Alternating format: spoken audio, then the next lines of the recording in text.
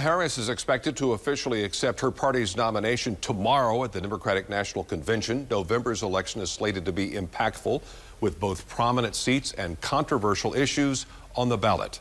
Our Missouri Capitol reporter Hannah Falcon spoke with a delegate at the convention about how the party hopes to win over a Republican-ruled state. Missouri's Democratic delegates are in Chicago this week to officially nominate Kamala Harris for the party's presidential candidate.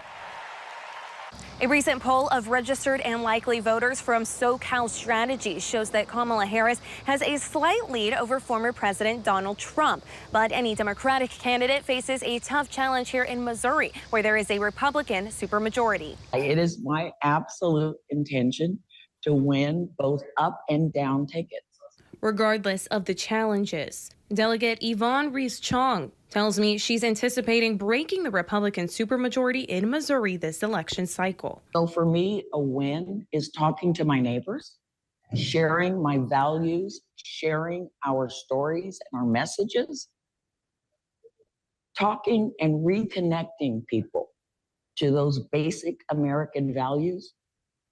That's my win. With big impact issues like abortion on the ballot in Missouri, Democrats are hoping to attract more voters than usual to the November election.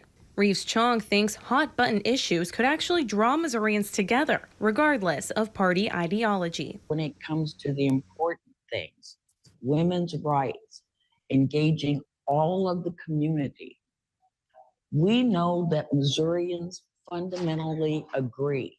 All of Missouri's delegates officially cast their votes for Harris earlier this month in a virtual conference and re-upped those votes at the Democratic National Conference this week. Reporting in Jefferson City, I'm Hannah Falcon.